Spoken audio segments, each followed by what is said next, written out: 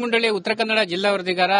ಆಧುನಿಕತೆ ಬೆಳೆತಿದ್ದಂತೆ ಪ್ರಾಚೀನ ಕೃಷಿ ಪದ್ಧತಿಗಳು ಕೂಡ ಮಾಯವಾಗ್ತಿದೆ. ಆದರೂ ಕೂಡ ಗ್ರಾಮೀಣ ಪ್ರದೇಶದಲ್ಲಿ ಅಲ್ಲಲ್ಲಿ ಕೆಲವರು ಅಂದ್ರೆ ಸಾಂಪ್ರದಾಯಿಕವಾಗಿರುವಂತಹ ಕೃಷಿಯನ್ನು ಕೂಡ ಮಾಡ್ತಾ ಇದ್ದಾರೆ ಮತ್ತು ಸಾವಯವ ರೀತಿಯಲ್ಲಿ ಕೂಡ ಎಣ್ಣೆಯನ್ನು ಕೂಡ ತೆಗಿತಾ ಇರುವಂತದ್ದು. ಉತ್ತರ ಕನ್ನಡ ಜಿಲ್ಲೆಯ ಅಂಕೋಲ ತಾಲೂಕಿನ ಸಿಂಗನಮಕ್ಕಿ ಗ್ರಾಮದಲ್ಲೂ ಕೂಡ ಇಲ್ಲಿ ಒಂದು ಗಾಣ ಇದೆ, ಗಮನಿಸಬಹುದು. ಗುರು ನಾಯ್ಕ್ ಅಂತ ಹೇಳಿದ್ರು ಕಳೆದ 2-3 ವರ್ಷಗಳಿಂದ ಎತ್ತಿನ ಗಾಣದ ಮೂಲಕ ಎಣ್ಣೆಗಳನ್ನು ಕೂಡ ತೆಗಿತಾ ಇರುವಂತದ್ದು ಗಮನಿಸಬಹುದು. ಗಾಣದ ಮೂಲಕ ಶೇಂಗಾ ಆಗಿರ್ಬೋದು ಅಥವಾ ಕೊಬ್ಬರಿ ಆಗಿರ್ಬೋದು, ಬೇರೆ ಬೇರೆ ರೀತಿಯ ಒಂದು ಧಾನ್ಯಗಳಿಂದ ಎಣ್ಣೆಗಳನ್ನ ತೆಗಿತಾ ಬಂದಿದ್ದಾರೆ. ಪದವಿ ಪೂರೈಸಿದ ಗುರು ಅವರು ಕಳೆದ ಕೆಲ ವರ್ಷಗಳ ಹಿಂದೆ ಬೇರೆ ಕಡೆಯಲ್ಲಿ ಕೆಲಸ ಮಾಡ್ತಾ ಇದ್ರು. ಆ ಸಂದರ್ಭದಲ್ಲಿ ಅಲ್ಲಿ ಕೆಲವೊಂದು ಆರೋಗ್ಯ ಸಮಸ್ಯೆ ಉಂಟಾದಾಗ ಅವರು ಊರಿನತ್ತ ಮುಖ ಮಾಡಿದ್ದಾರೆ. ಅದೇ ಊರಿಗೆ ಒಂದು ಏನು ಮಾಡುವುದೆಂಬ ಚಿಂತೆಯಲ್ಲಿದ್ದಾಗ ಹೊಳೆದಿದ್ದೇ ಈ ರೀತಿಯಾಗಿರುವಂತಹ ಸಾವಯವ ಪದ್ಧತಿಯಲ್ಲಿ ಎಣ್ಣೆ ತೆಗೆಯುವಂತಹ ಗಾಣವನ್ನ ಮಾಡಿರುವಂತದ್ದು. ಇಲ್ಲಿ ದೇಸಿ ಗೋವುಗಳನ್ನ ಉಳಿಸಬೇಕು ಮತ್ತು ಸಾವಯವ ಪದ್ಧತಿಯಲ್ಲಿ ಗಾಣಗಳ ಮೂಲಕ ಎಣ್ಣೆಗಳನ್ನ ತೆಗೆಯುವ ಒಂದು ಕಾಯಕವನ್ನು ಕೂಡ ಮಾಡ್ತಾ ಬಂದಿರುವಂತದ್ದು. ಯಾಕಂತ ಹೇಳಿದ್ರೆ ಕಳೆದ 1.5 ವರ್ಷಗಳಿಂದ ಅವರು ಈ ಕಾಯಕವನ್ನು ಕೂಡ ಮುಂದುವರಿಸಿಕೊಂಡು ಬಂದಿರುವಂತದ್ದು. ಈ ಸಂದರ್ಭದಲ್ಲಿ ಅವರನ್ನೇ ಮಾತಾಡ್ತೀನಿ.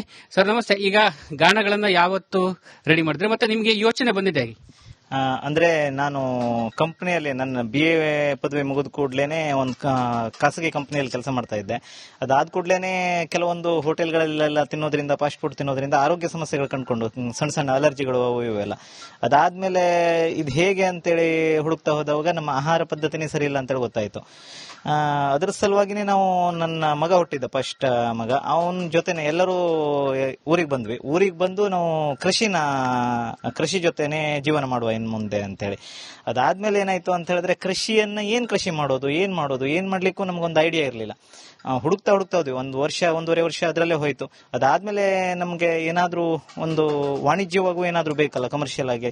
ಆವಾಗ ಹೊಡೆದಿದ್ದು ಎತ್ತಿನ ಗಾಣನೇ ಯಾಕೆ ಹಾಕೊಂಡ್ವಿ ಅಂತ ಹೇಳಿದ್ರೆ ಅದು ತಿರುಗು, ಈಗ ನೋಡ್ತಾ ಇದೀರಿ ನೀವು, 1 ನಿಮಿಷಕ್ಕೆ 1 ರೌಂಡ್ ಆತರ ಸುತ್ತೋದ್ರಿಂದ ಅದರ RPM ರೌಂಡ್ ಫರ್ ಮಿನಿಟ್ ಒಂದೇ ಸುತ್ತು ತಿರುಗೋದ್ರಿಂದ 1 ನಿಮಿಷಕ್ಕೆ 1 ಸುತ್ತ ತಿರುಗೋದ್ರಿಂದ ಅದರಲ್ಲಿರೋ ಆಂಟಿ ಆಕ್ಸಿಡೆಂಟು, ಫ್ಯಾಟಿ ಆಸಿಡ್ ಮತ್ತು ಗುಡ್ ಕೊಲೆಸ್ಟ್ರಾಲ್ ಯಾವುದು ಸುಟ್ಟು ಹೋಗೋದಿಲ್ಲ.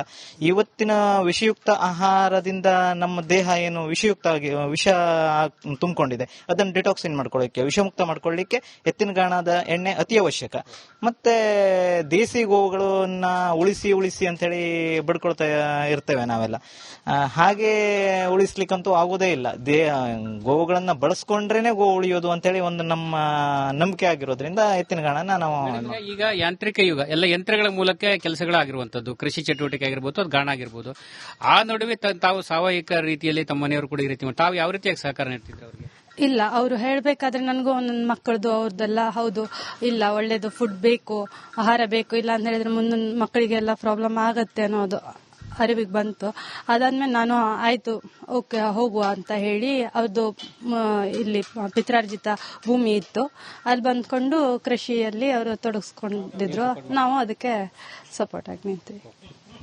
ಇವತ್ತಿನ ಆಧುನಿಕ ಯುಗದಲ್ಲಿ ಅಂದ್ರೆ ವಿಷಯುಕ್ತ ಆಹಾರ ಪದ್ಧತಿಯ ನಡುವೆ ಅಂದ್ರೆ ವಿಷಮುಕ್ತವಾಗಿಸುವ ಒಂದು ಉದ್ದೇಶ ಮತ್ತು ದೇಸಿ ಗೋವು ತಳಿಗಳನ್ನ ಉಳಿಸಬೇಕೆಂಬ ಕಾರಣಕ್ಕಾಗಿ ಗುರು ನಾಯ್ಕ್ ಅವರು ಕಳೆದ ಕೆಲ ವರ್ಷಗಳಿಂದ ಈ ಒಂದು ಗಾಣದ ಮೂಲಕ ಎಣ್ಣೆಯನ್ನು ತೆಗೆಯುತ್ತಾ ಇದ್ದಾರೆ.